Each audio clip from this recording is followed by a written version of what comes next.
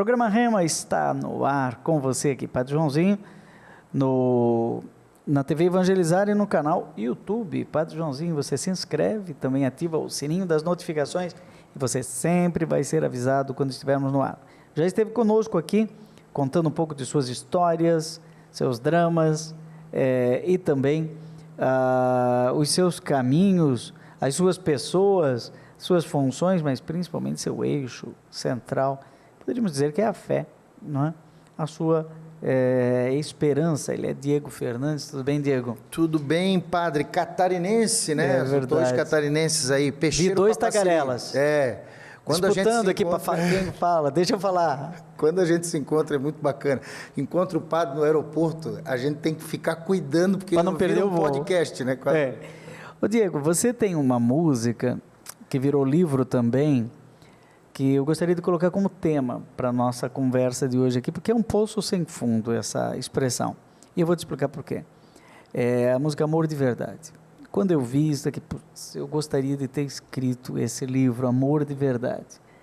Porque o fundador da nossa congregação, você nem sabe disso, o Padre Deon, tem uma frase que sintetiza a vida toda dele. Eu fiz dois doutorados sobre Deon, um na USP, em São Paulo, e outro na Gregoriana, em Roma. Duas faculdades de referência. E a frase é de 1887, do dia 29 de março. Então, eu li no diário dele. Ele diz assim, o amor e a caridade e a verdade e a caridade, né? Então, o amor e a verdade foram as duas grandes paixões da minha vida e a única coisa que eu gostaria de deixar, se for da vontade de Deus. Não é? Olha que forte. O amor e a verdade. Aí chega o Papa Bento XVI e escreve, logo no início, que ele assume, em 2005, ele já escreve Deus Caritas Est. Depois, ele escreve uma encíclica social que é Caritas in Veritate, que é o que você escreveu aqui em latim. Isso foi em 2005. Eu não sei de quando é o livro ou a canção, não sei o que veio antes, Amor de Verdade. É dessa época também. Nessa encíclica, inclusive, tem uma frase que o Papa Bento XVI, ele faz uma comparação, e aí a gente vai ter que fazer uma incursão até de palavras para não ser confundidas, mas ele diz que o seguinte, a expressão ali maior na cruz, a cruz é uma expressão, é quando Deus expressa de uma maneira o seu amor eros, e não apenas o amor ágape. Em que sentido? É um amor de desejo, ele deseja nos encontrar, no sentido que Deus, ele seduziste-me, Senhor, e eu me deixei seduzir. Então, nessa época, eu fui, sim, profundamente influenciado por essa encíclica. Ah, sim? Sim. Mas não, o nome foi num sentido era um livro sobre namoro, né? Quero um amor de verdade. Eu cheguei a namorar, nessa época eu estava namorando, né? Lá na Canção Nova, namorei 4 anos, e namorei o que muita gente chama que é o namoro santo, namoro na castidade, né? Fui celibatário dos 14 aos 25, saio do seminário, e aí estou numa comunidade e faço uma escolha de namorar sem fazer sexo. Então, como é que é isso? Que loucura é essa? Que é isso? Isso é um desafio, né? Então, eu vou me guardar para a pessoa. E é o que a igreja pede, castidade. Então, se você está casado ou está com uma situação irregular, ali tem uma questão de E é desse período? Esse livro é desse período? Que eu namorei, que eu estava namorando. Porque isso foi que ano? Você consegue lembrar? 2004, 2005 ali. 2004 eu fui para o Japão, né? O livro que era o Fala Sério é Proibido de Ser Diferente, eu escrevi entre 2003 e 2004. Eu não tinha tempo nenhum para escrever. Aí eu pedi assim, o Padre Jonas me pediu para escrever os livros, né? Ele disse assim, eu quero que você, Diego, é o seguinte, você é jovem, eu quero que o jovem fale com o jovem, escreva livros para jovem. Aí eu falei isso todo animado para o meu coordenador formador, ele disse, ok, que hora que você vai escrever? Você não tem tempo para escrever. Não, mas eu preciso do computador. Não, e a gente tinha que obedecer. Eu preciso só do... Não, você não tem. Aí eu fui negociando com ele, o único período que você tem é das 5 às 6 da manhã. Que era quando eu tinha que acordar 1 hora mais cedo do que todo mundo. E esses livros foram escritos dessa forma. Você escreveu das 5 às 6? 5 às 6, todos os dias durante uns 2, 3 anos. Eu fiquei ali escrevendo num computador sem internet, só tinha o Word. Livros, livros, livros, livros e digitando. Quero um amor Quero de um amor verdade. de verdade. O Fala Sério é Proibido Ser Diferente, que fala sobre o jeito do jovem ser igreja. E eu estou com o microfone assim, eu estou vendo ele está caindo. E também o Quero um Amor de Verdade. Então, nasceu dessa época. Nessa mesma época também, eu tive um grande presente na minha vida. Né? Ali em 2006, um pouquinho mais para frente, em 2005 eu fiz, depois eles lançaram, né? Em 2006 a Eliana Ribeiro lançou um monte de música minha, inclusive a música do casamento dela que eu tive, que está aí nesse projeto. Eu tenho um álbum inteiro, que era um Amor de Verdade, que é poesia e música, e essa música está lá, que é a música Você e Eu, né? Que eu fiz junto com o Fábio Roniel. Ele me mostra Que é o marido dela. Que é o marido dela. Então ele mostra uma melodia, uma música de Nossa Senhora. Eu olhei para ele, meu amigo, essa melodia é a música do teu casamento. Aí ele, como assim? Vamos lá. E eu sou amigo, mas era muito mais próximo da Eliana e dele na época da Canção Nova. O Fábio me ensinou a andar de skate, me ensinou a dirigir, me incentivou na música, né? E aí ele contou a história dela e dele. Vamos pegar ponto. Pá, pá, pá, pá, pá. Aí eu comecei, fiz as frases, praticamente a letra ali saiu praticamente pronta, depois a gente junto ali, ele foi dando um ajuste, então praticamente a melodia inteira é dele, eu mudei pouquinha coisa na melodia, a letra praticamente toda minha. Mas aí a música diz, né? Quero estar com você, lembrar de cada momento bom, reviver a nossa história, nosso amor. Agora somos um do outro, nosso amor foi crescendo aos poucos. E aí chega lá no final e diz, sacramento selado, provado no fogo, né? Provado, assim como o ouro provado no fogo, sacramento selado por Deus, você e eu. Então ficou assim uma coisa linda e muita gente cantou essa música, e daí uma coisa foi puxando a outra, o livro puxava a música puxava o livro. Depois eu fiz também, em 2014 é que eu fui fazer esse álbum com músicas de casamento. Botei a música do meu casamento que eu fiz com o Maninho, Vem Ficar Lá, né? Eu fui casado por 10 anos, na verdade o relacionamento durou 9 anos, muita gente nem sabe isso, eu nunca tinha falado, né, assim, abertamente. 9 anos. 9 anos, fui até na Fátima Bernardes contar, no Dia dos Namorados, eu fiz um programa especial lá na Globo, falando sobre, porque a minha ex-esposa ali, ela foi freira e eu fui seminarista, então eles gostaram dessa história e puxaram isso aí. E é interessante, e para mim, assim, foi muito difícil depois também entrar com o processo de nulidade, porque para mim o casamento existiu, né? Então isso é um grande desafio, né? Como que a igreja me vê, como eu entro com o processo, não entro, Diego, um grande dilema. Já né? que você está entrando nesse assunto, né? É uma coisa muito prática, isso daí. Eu acho que as pessoas que estão nos acompanhando, a gente começou a falar de amor de verdade, parece que o amor é um conceito muito afetivo e a verdade é um conceito muito intelectual, muito filosófico. Que é a verdade? Pilatos pergunta para Jesus e ele fica calado, né? Ele era a verdade. Então tá, você não está vendo? Né? Mas amor de verdade, Jesus é caminho, verdade e vida, Deus é amor.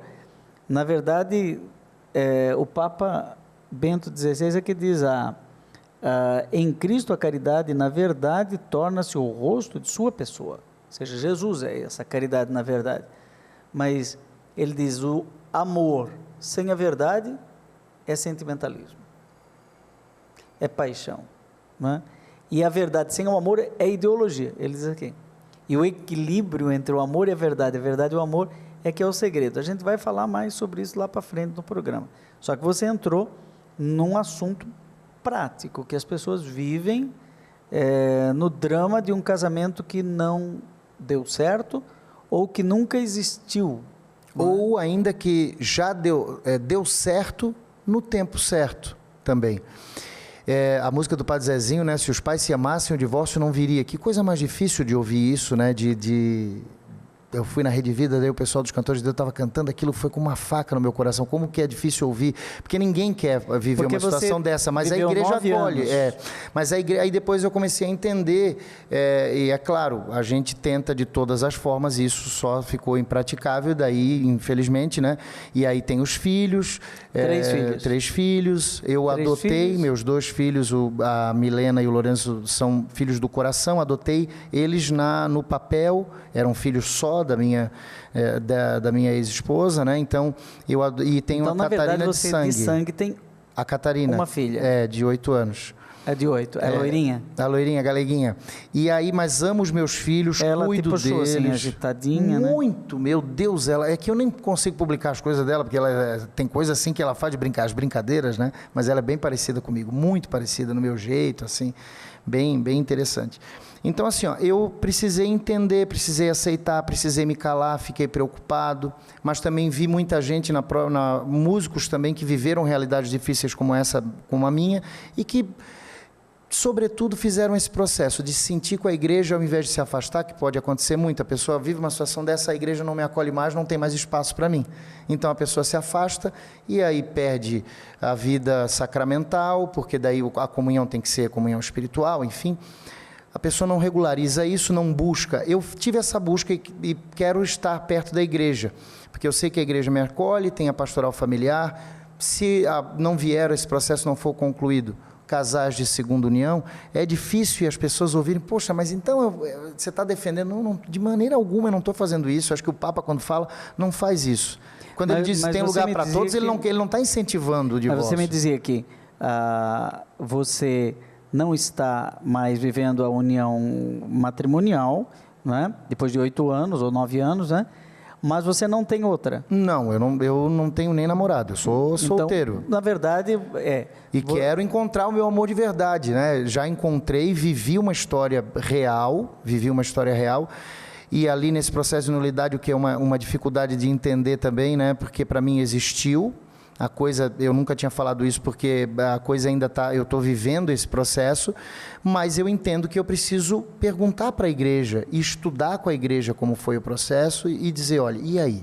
O que é? O que eu faço? Então eu não quero da minha cabeça, olha, eu quero viver desse jeito. Mas não. Aí naquele momento que você separou, você já entrou com o processo de nulidade no Tribunal Eclesiástico ou levou um tempo? Não, muito. Eu tentei voltar muitas vezes. Sim. 1 ano e meio. Você não se conformava com isso? Não. E aí, de repente... E foi na pandemia também, um momento ali bem difícil, né? Mas também. Aí, a partir do momento que você... Isso é para as pessoas que estão vivendo esse drama, e não é só para conhecer a história, o bisbilhotal, fazer direção espiritual ao vivo e a cores pela TV Evangelizar. Não se trata disso.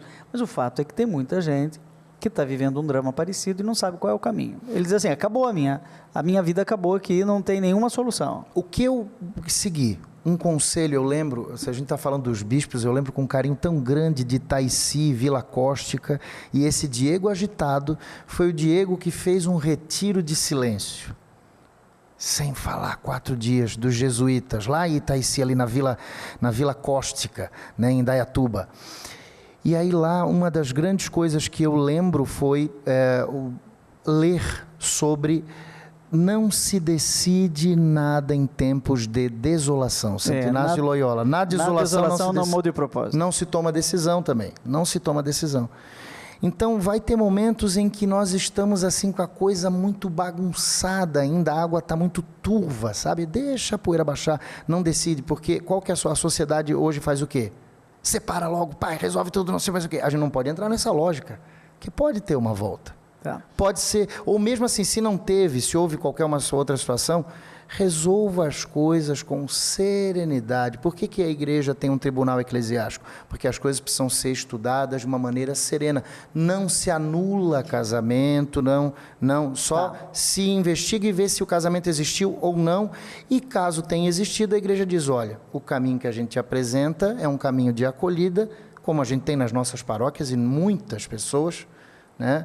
A minha mãe é casada com uma pessoa há 30 anos que foi casada, eles não casaram na igreja e ela é fiel a ele, eles vivem uma história, esse tempo todo também na minha casa eu vivi uma situação dessa. Né? Meus pais são pais separados, então eu sei o drama que é, eu não queria isso, mas uma vez que eu vivo isso, eu preciso entender como que eu vou para a igreja. eu preciso ser acolhido nessa igreja. Eu lembro, sem citar o lugar, mas muitas vezes que a minha mãe, as pessoas com preconceito com a minha mãe. Uhum. E a minha mãe, uma pessoa que nunca casou e teve uma pessoa só, 30 anos. Exemplar. O Papa Francisco, na Amoris Laetitia, dá muitas dicas práticas dessa acolhida. Manter o amor sem abrir mão da verdade. Então, o que você está procurando no tribunal eclesiástico é a verdade, para que você consiga viver um amor de verdade. Agora, explica para nós, na prática, assim, depois no terceiro bloco nós vamos trocar mais em miúdos, daí, porque é um assunto que, se for esse programa só sobre isso, já está valendo a pena. Você pensou assim, eu vou no tribunal eclesiástico. O que é isso? Aonde você foi? Na Arquidiocese de Florianópolis? Bateu em que porta? Isso. Veja bem, você precisa de uma orientação primeiro, você precisa escrever uma carta, tem que conversar com o padre, tem que fazer todo o processo, escrever, isso aí leva um tempo. E aí você procurou o padre de sua paróquia? Isso, aí lá, e até um padre amigo meu lá de Joinville também, lá da Arquidiocese de Joinville, deu algumas orientações e disse, olha, vai por aqui, caminha assim, então não... Escreveu o libelo. Libelo. E é muito difícil, né? Então, assim, eu tenho muitos amigos também que, até compartilhando, assim, não, ok, vamos lá, vamos fazer. Tem, sem citar nomes aqui, né? Por exemplo, pessoas que eram casadas, fizeram o processo, foi considerado nulo, hoje é diácono da igreja. Uhum. Né? Então... Mas, então vamos lá, vamos o passo a passo, né? Que depois no segundo bloco a gente vai esmiuçar mais. Você procurou um padre, contou sua história, abriu seu coração, depois com a ajuda de outros sacerdotes mais experientes, isso foi escrito, tem que escrever isso, não basta ficar falando. É um processo. É um processo. Um processo é literalmente, um processo jurídico. Nós estamos conversando com o Diego Fernandes, que está abrindo aqui a sua caixinha de surpresas, falando do seu amor de verdade, que no seu caso, no casamento, não continuou. Depois de 9 anos, deu certo 9 anos, como ele disse, mas depois não. E até que a morte os separe, como é que é isso? O casamento existiu? Não existiu. Vamos tirar isso a limpo. No terceiro bloco a gente volta já.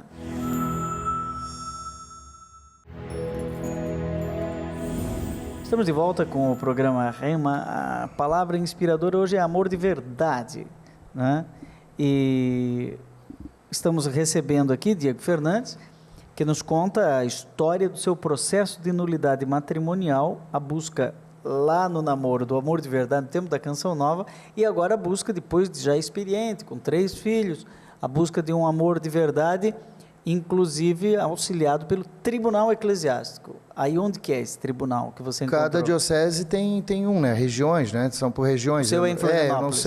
Isso. Eu não tenho, assim, conhecimento de causa. Eu sou, inclusive, uma curiosidade, eu sou perito judicial do Tribunal de Justiça de Santa Catarina, mas aí é como psicólogo e eu faço laudo da vara da família.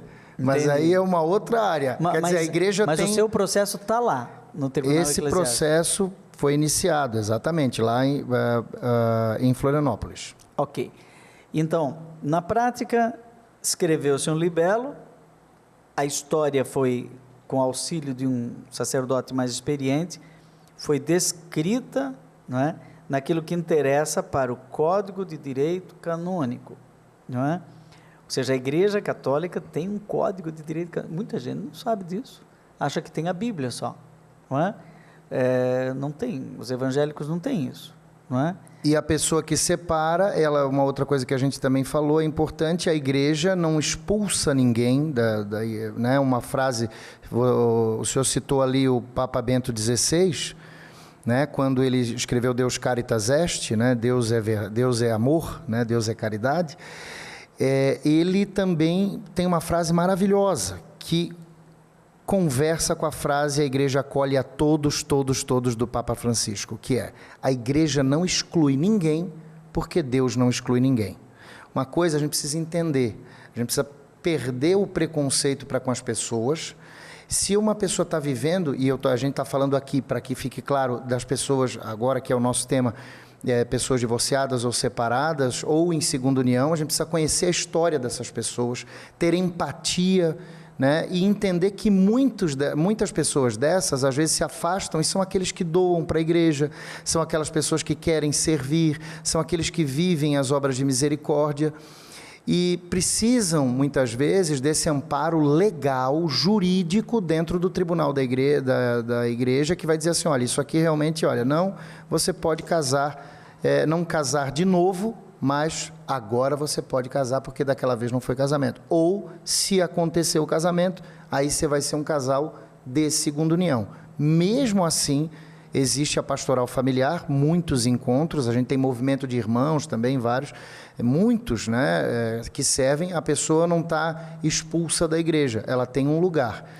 Só a questão sacramental é diferente. Por exemplo, sim, a comunhão, aí se a pessoa está em segunda união, ela não pode comungar, mas comunga espiritualmente.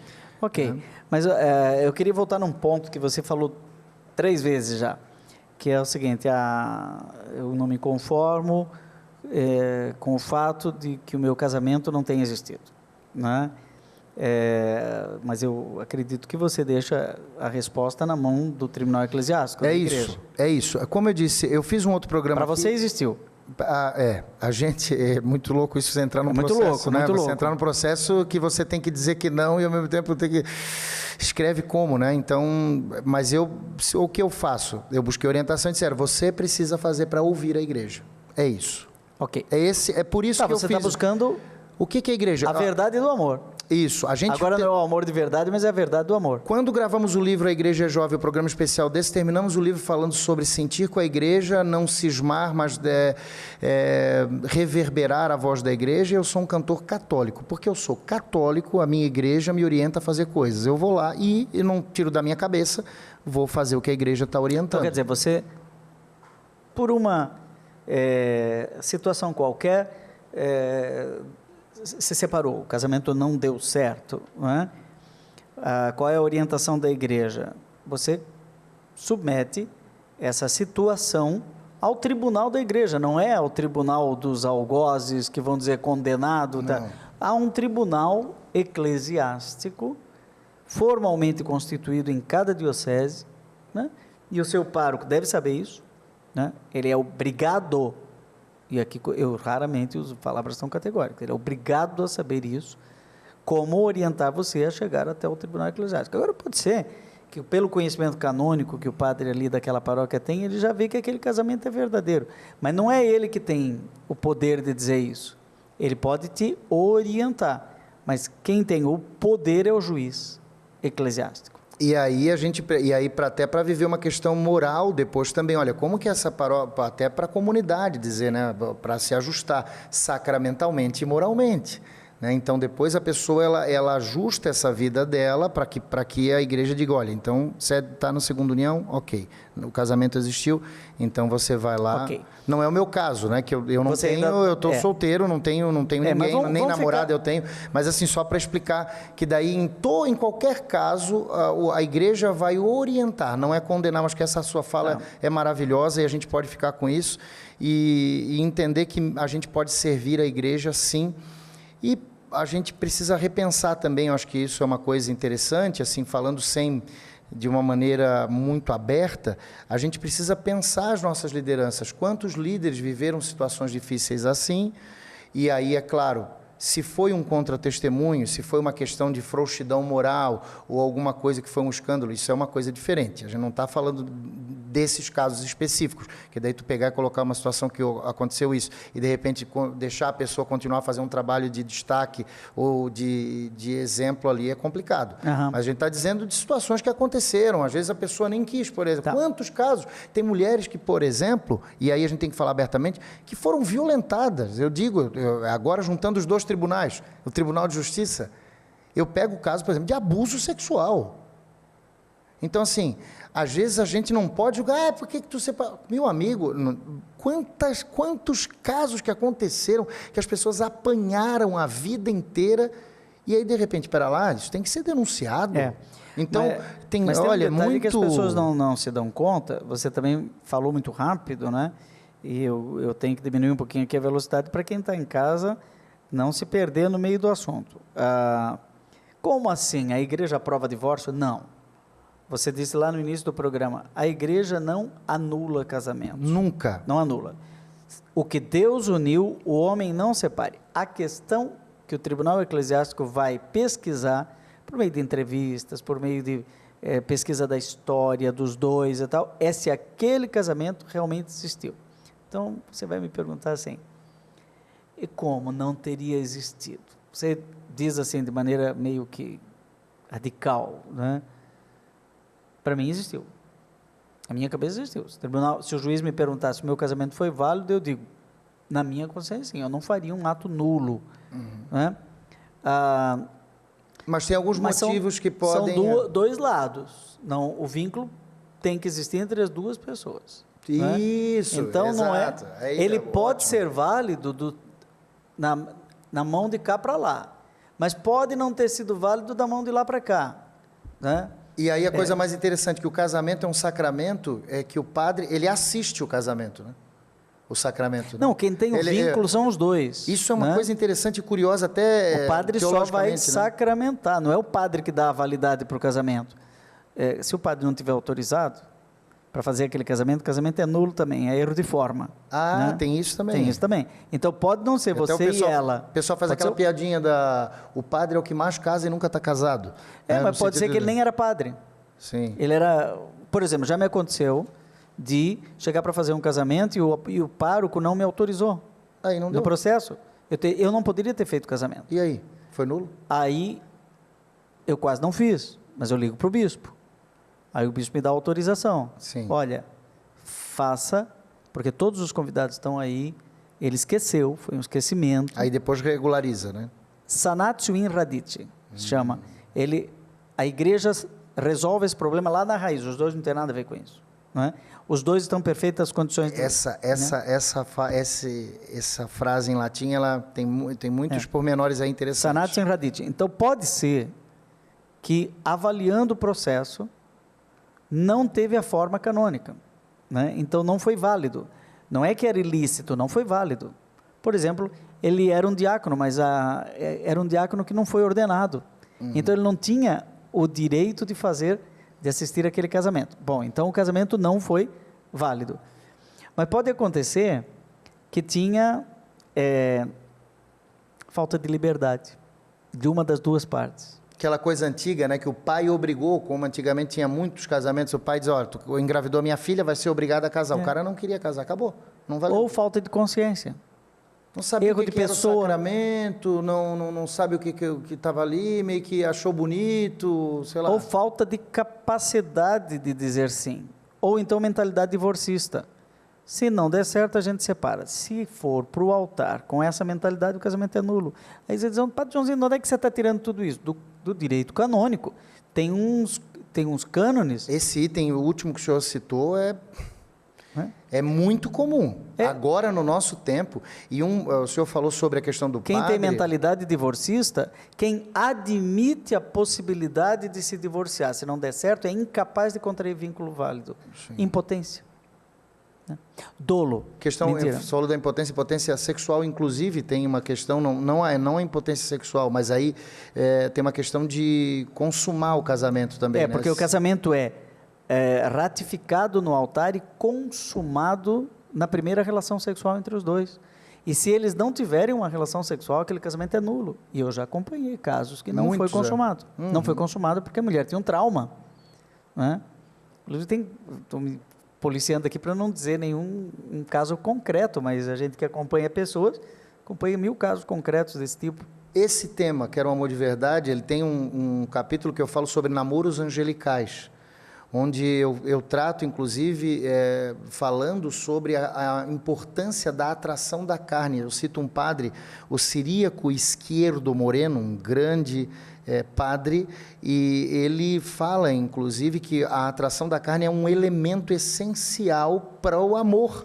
Né? Agora veja, e aí precisa ter, mas... porque senão, veja, justamente porque tem isso que o casamento ele é consumado. Mas veja bem, pode existir, e eu acho que a maior causa de nulidade é essa, pode existir dolo. Né? O que é dolo? Ele diz que é saudável, mas tem uma doença, ele é diabético. E ele não fala para ela, eu vou deixar para revelar isso só depois do casamento. É nulo. Esse casamento é nulo. Até o fato de ela não ser mais virgem. Se esconder. E aí os dois têm um namoro santo, como você falou, e os dois não têm relação sexual. Ele não tem a mínima ideia, mas daí ele pergunta se ela é virgem. Não, sou virgem. Ela está mentindo. Não que a virgindade seja absolutamente necessária para o casamento ser válido, mas a verdade é um amor de verdade. A verdade é essencial. Ou dívida. Tens alguma dívida? Não, não tenho. Olha, é muito comum. Casou, ele está lá com uma dívida enorme. Ou então ele diz que tem mundos e fundos, e não tem. Ele tem uma casa própria para os dois morarem. Ou mente sobre a própria sexualidade, né? Também acontece muito. Infelizmente, hoje é muito forte. Quer casar para resolver uma situação, meu amigo. Casamento é uma vocação, né? Ele quer casar para esconder uma tendência que ele tem, né? E aí é o casamento de fachada, né? Que fala. Mas o problema é que ele viveu um namoro santo. Problema não é problema. O casamento santo é maravilhoso. O namoro santo é maravilhoso. Só que quando isso não tinha uma motivação autêntica, era para esconder uma dificuldade sexual dele, de se encontrar genitalmente com a outra parte, e aí vem o casamento, ela... Aí para ele não aconteceu, porque daí no namoro não se revelou, porque não tinha. Aí quando começa... Não, mas aí acontece o seguinte, logo no primeiro encontro ele consegue ter uma relação sexual. Só que o segundo já é mais difícil. Então, e depois de um mês... esse foi consumado, mas o fato dele ter mentido... A mentira... Sim, aí ela olha e diz assim, meu amor, faz um mês que a gente não se relaciona sexualmente, a gente casou. Assim, mas é que vamos viver como Maria e José. E ela diz, espera aí, não foi isso que a gente conversou lá atrás. Eu quero um amor de verdade. Aí ele diz, não, é porque na verdade eu não sinto. Um problema muito comum, e ele está ligado com a psicologia e com a espiritualidade, e com a sexualidade. Vaginismo, por exemplo, que é um problema da mulher não conseguir ser penetrada, né? A grosso modo, né? Falando assim. Tem a ver com a pessoa ficar muito presa, enfim, e pode ser que a pessoa viveu uma espiritualidade tão castradora, uma coisa que não educava para a liberdade, para uma mística, para uma ascese, mas era uma coisa da lei pela lei, uma regra pela regra, e isso influenciou inclusive a sexualidade. E aí ela precisa de ajuda para conseguir não apenas consumar, mas também viver. Há casos de pessoas que não conseguiram consumar o casamento por conta de uma situação dessa. Então, a gente precisa também entender um pouco isso e perceber também, os jovens precisam perceber, porque tem gente pregando aí que até beijar é pecado. Então, pera lá, uma coisa é você fazer uma escolha, que é a orientação da igreja, olha, o sexo precisa ser depois do casamento e não pode ser fora do casamento. Então, fora do casamento, você tem ali o adultério, e antes do casamento é a fornicação. Então, precisa se pensar muito sobre isso também, né? Incluir a sexualidade, falar abertamente sobre isso. No livro eu citei várias vezes sobre isso, né? Eu falei muito sobre essa questão do desejo, a questão da importância disso. Tem uma frase da Adélia Prado, que é maravilhosa, que ela diz o seguinte: Deus não me fez até a cintura para o diabo fazer o resto. Ou tudo é bento, ou nada é bento. Então a pessoa é abençoada. Com essa, acho que a gente pode... O nosso programa aprofundou alguns aspectos da nulidade matrimonial, mas depois você pode aprofundar os outros e a gente com certeza voltará a esse tema. Mas temos ainda um terceiro bloco, então a gente vai fazer um breve intervalo e voltará com mais Diego Fernandes, aprofundando outros aspectos do amor de verdade.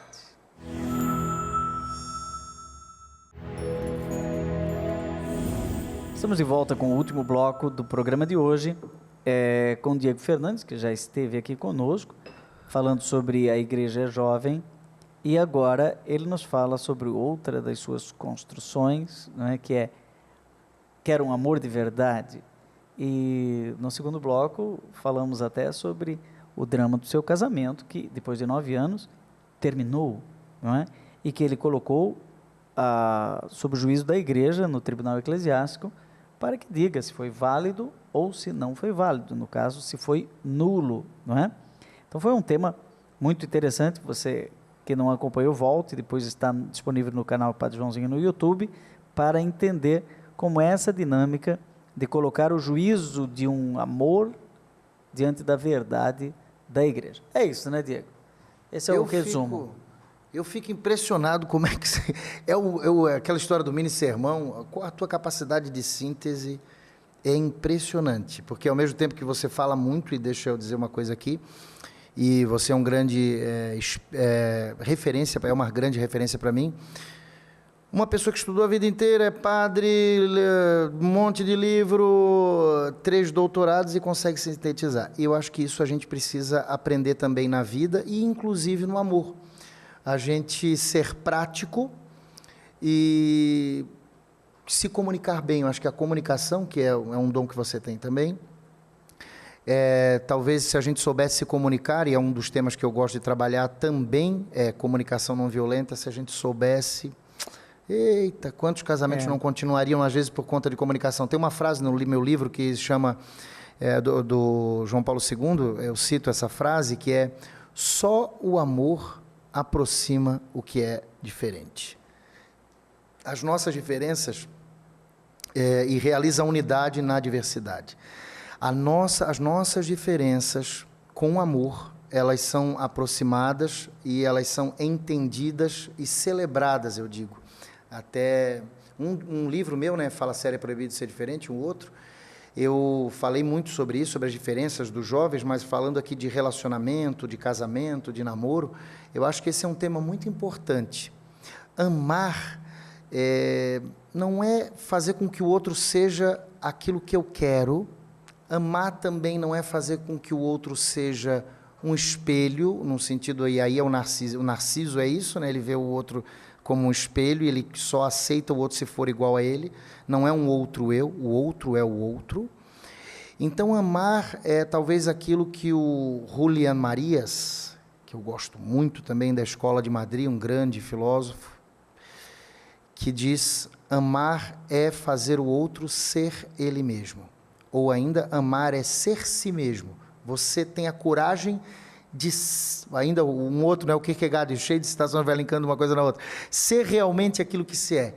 Quando eu tenho coragem de ser quem eu sou diante do outro, e isso é a verdade, quando eu não preciso mentir os meus gostos, quando eu não preciso mentir ou disfarçar alguma outra coisa, eu consigo ser eu mesmo diante do outro, isso é amor. E eu acredito que, às vezes, a gente se comunica de uma maneira assim: eu só aceito você se você fizer isso. Eu só aceito e amo você se você caminhar desse jeito. Ou se, claro que a gente tem que mudar, claro que a gente tem que administrar conflito, mas fazer com que o outro seja uma cópia de mim mesmo, ou ainda não permitir que o outro seja ele mesmo, com as suas características, com o seu jeito de se comunicar, é um grande mal, é um grande mal. Então, essa coisa da comunicação, a gente precisa aprender muito também nos relacionamentos e ajudaria muitos casais, né? Acho que é um tema muito importante também. Quando o discípulo João, né, o apóstolo do coração, né, o amigo de Jesus, foi falar sobre Deus, foi falar a verdade, o jeito como ele entendeu a verdade sobre Deus, ele disse: Deus é amor. Então, parece que em Deus, esses dois conceitos, verdade e amor, se encontram, né? A gente estava lendo antes aqui, do Papa Bento XVI, a Caritas in Veritate diz: em Cristo, a caridade na verdade torna-se o rosto da sua pessoa. Uma vocação a nós dirigida para amarmos os nossos irmãos na verdade do seu projeto, da sua identidade. De fato, Ele mesmo é a verdade. João 14:6. Jesus é caminho, verdade e vida. A questão é o que é o amor. Se Deus é amor e a verdade sobre Deus é o amor, você estava agora já destrinchando aí as citações, né? Eu fiquei te acompanhando com interesse porque o amor é uma palavra desacreditada no léxico, no dicionário, não é? Amor é paixão, amor é um bichinho que dói, dói, dói, que rói, rói, rói. O amor é canção de amor, né? Como é grande o meu amor por você, né? É o amor. Tudo é amor. E o que significa tudo não significa absolutamente nada. Então eu queria te lançar um desafio nesse terceiro bloco, que agora o psicólogo, Diego, né? Como é que nós poderíamos dar um conceito mais concreto, com uma extensão mais definida de amor? Quando eu falo, eu sou teólogo, você é psicólogo. Quando eu falo, Deus é amor, e o Papa diz, a verdade sobre Deus, não é? É para nós uma vocação, para amarmos os irmãos na verdade do seu projeto. Ou seja, então se Deus é amor e eu sou imagem e semelhança de Deus, filho de peixe, peixinho filho de amor é um amorzinho. Eu sou feito para amar, eu sou feito de amor. Mas o que é o amor? Estou aqui tentando fazer um acróstico, poderíamos fazer juntos aqui, talvez. Vamos pensar como é que seria a palavra, isso? né? O amor, vamos lá, o A, vamos pensar o A. Acho que o primeiro A poderia ser de aceitar. O que é o amor? É aquele que aceita o outro como ele é. Esse eu acho que é vamos fazer junto aí. O senhor pode criar o que seria o seu primeiro A de definição do amor. Acho que o meu primeiro A seria aí. Tem muitos, mas diante do que a gente citou ali, já que o Julián Marias falou que amar é ser si mesmo e amar é respeitar e fazer com que o outro seja ele mesmo, então amar é aceitar, no sentido de acolher também. Então, eu acolho pegando o essa outro do de uma Papa maneira inteira. Bento XVI, né, eu colocaria como o A de aceitar, mas na linha da autenticidade. Né? Muito bom. A autenticidade, ou seja, para amar é preciso que eu seja eu e você seja você. Né? Porque é preciso amar a Deus sobre todas as coisas e ao próximo como a si mesmo. Ou seja, como diz o Padre Zezinho naquela canção conhecida para criança, se eu não gostar de ser quem sou, ninguém vai gostar de mim. Ou seja, se eu não amo, como é que eu vou amar? E como que existem, para citar a questão de filosofia e psicologia também, que é uma questão que vem muito no consultório. Eu atendo pessoas do Brasil todo, porque eu atendo online, né? E eu tenho um consultório lá em Santa Catarina, em Balneário Camboriú também. Eu cito muito o Sartre, né? A vida autêntica e inautêntica, ali o Heidegger também, toda essa linha existencialista ali, né? A vida autêntica e inautêntica. A pessoa que é autêntica e aceita o outro, ela não aceita não falar. Que é uma coisa muito... Essa coisa de, eu não vou falar, porque se eu falar, ele não vai gostar. Entendi. Não, isso não. Então, o que é o amor? O amor, eu tenho coragem de falar para a pessoa. Então, eu tenho que encontrar um jeito certo, eu tenho que filtrar, ok, mas eu sou autêntico, eu falo, eu sou verdadeiro, olha aí a verdade. A autenticidade tem a ver com a verdade também. Eu falo, olha, eu estou aqui, e padre, eu vou até antes lá, a gente falou muito de casamento ali no outro bloco, mas eu digo até de relacionamento. Falar sobre o que se quer para a vida.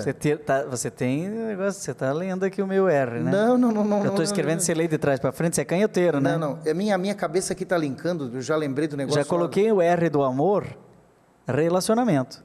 Ou seja, amor não é introspecção, eu me amo, a vez do amém é o a mim, né? Eu, porque o eu está no meio de Deus, né? Mas tem gente que tem eu de mais e Deus de menos, né? Então não é só eu, é o nós, né? Então amar é relacionar. Nesse livro eu cito Buber, né, da relação eu e tu, que ele diz o seguinte: quando eu me relaciono com o outro, dessa relação surge um outro ente. No caso, que é a questão ontológica ali, o que é? Nós. É o nós. O que é esse nós? O que surge? Tem amigo quando a gente se reúne, que bacana, surge um monte de ideia. Agora, tem amigo que quando a gente se reúne, desse amor, dessa amizade, só surge coisa ruim. Mesma coisa, tem amores que quando se juntam, a coisa... Então o amor é fecundo. Ele é fecundo, ele dá fruto. Então esse é um amor autêntico, é um amor de verdade. Cria vínculo.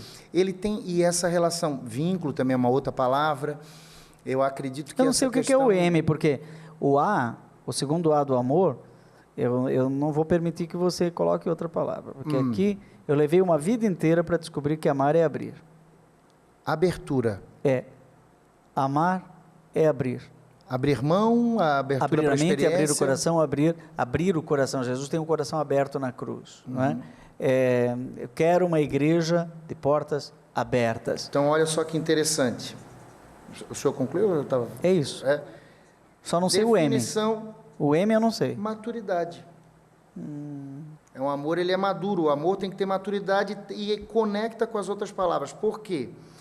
O que é um amor maduro para o Rogers? Carl Rogers, um grande psicólogo americano que vai lá em Harvard, inclusive, no ano de 51, e questiona até os professores e os métodos de ensino castradores. Ele não usa essa palavra, mas ele usa um jeito de falar que a gente precisava colocar no centro, não doenças, não problemas, não uma coisa, mas uma abertura para a experiência.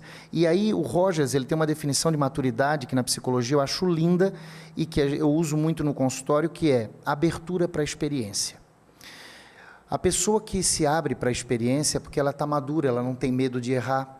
Quantas vezes a nossa busca de santidade ou da verdade, a gente teve medo de erro, né? Então aí a gente não experimentou a vida, não tentou outras questões, não viajou, enfim, não viveu, a vida ficou fechada, né? Então essa vida fechada não é amor. Quando eu faço isso comigo é ruim, quando eu faço isso com outro, tem um capítulo do livro que diz: amor que prende é amor doente.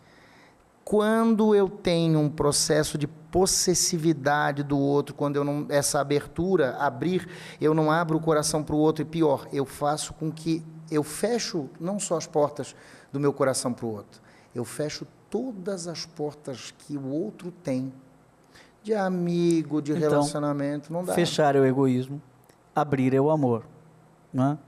Eu acho que, vou fazer um desenho, quem está em casa não vai ver, mas eu queria te provocar, né? Uma antropologia do amor. Né? Você pode depois escrever sobre isso. Amar a Deus, olha só que interessante, amar a Deus sobre todas as coisas e ao próximo como a si mesmo, o self. Né?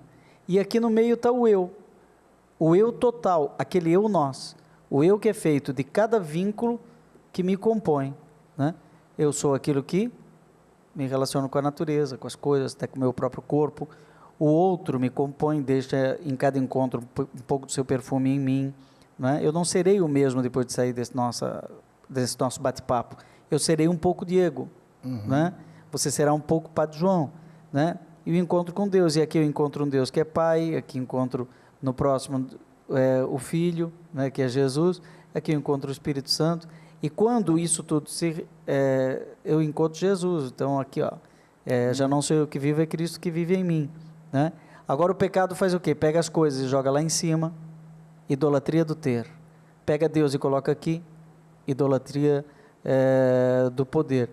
Pega o outro e coloca no lugar das coisas, então Caim mata Abel, idolatria do prazer. E aqui perde a identidade, perde a autenticidade. Muito bom, essa questão do eu, o que é o self? Para a gente, na psicologia, self é autoimagem. É o que eu penso sobre mim. Isso é o self.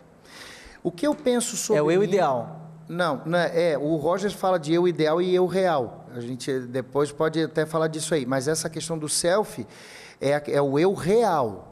Não é o eu ideal, é o eu real. O self seria o quê? O que eu penso de mim. Isso. E o que eu penso do que os outros pensam de mim. Ou seja, o que eu absorvo disso. O meu centro de referência, aí olhando o teu desenho e esse teu jeito aí de falar da vida humana, que é humana e divina, a gente pode pensar assim, mas eu estar no centro não vai ser egoísmo? Quando eu não estou no centro, alguém assume esse lugar. Então a gente vem aqui para São Paulo e aí na bandeira de São Paulo tem non duco or duco. Eu não sou conduzido, sou eu que conduzo. Mesmo para Deus conduzir a minha vida, Ele me deu essa liberdade, olha que coisa incrível. Eu abro as portas da abertura, eu abro as portas do meu coração. Você já cantou isso. E te dou livre acesso. Eu preciso abrir a porta do coração. Se eu não abro, ele não vem. Então, Isso é muito bonito. Por que que Jesus nos ama? Por que que Deus nos ama? Porque Ele deu a liberdade para a gente. E eu não acho, lá como Sartre, que a gente está condenado à liberdade. A gente precisa, com uma frase do Bento XVI lindíssima também, libertar a liberdade. Mas eu acredito que a liberdade ela é o elemento essencial para o amor. Por isso que essa tua palavra abertura, cadê? Amar é abrir. Se abrir para o outro, ela conecta de muitas formas com o amor de verdade. Se eu não tenho uma abertura e sou fechado em mim mesmo e quero prender o outro, é um amor doente, né? Para lembrar do capítulo, amor que prende é amor doente. Eu tenho que ter um amor que me liberta. Cheguei no aeroporto outro dia, de Guarulhos, descendo, tinha uma propaganda, você toda hora está passando por lá, você vai ver aquela escada de quem está saindo, tinha lá um desenho. A nossa empresa, que eu não lembro que empresa é, buscamos um mundo aberto. É o que o Papa fala na Fratelli Tutti. Aliás, tudo isso aqui é Papa Francisco, né? Bom, o tempo passou tão rápido, não, Diego? Só para dizer, então, aqui, antes que feche, maturidade, que é uma definição do amor ali, também, que está ali no nosso acróstico, é o que para o Rogers e também para a gente? Sair da rigidez, sair da rigidez e ir para a fluidez. O amor é um rio que flui, não é uma coisa ensimesmada, rígida, que não anda. Anda, caminha, amor é rio, por isso que amar é rio. Também, amor é água. Amor é água que pode solidificar. É amar. No final pode ser chegar ao mar, né? Olha, muito bom, muito bom, muito bom. Muito bem, gente. Olha, depois de um bloco falando das dramas do casamento, o outro das origens do namoro, etc., terminando com esse conceito mais filosófico, você vê que atrás das músicas tem pensamento. Padre Reginaldo, agora é com você aí, com a experiência de Deus. A gente volta semana que vem com mais programa Rema.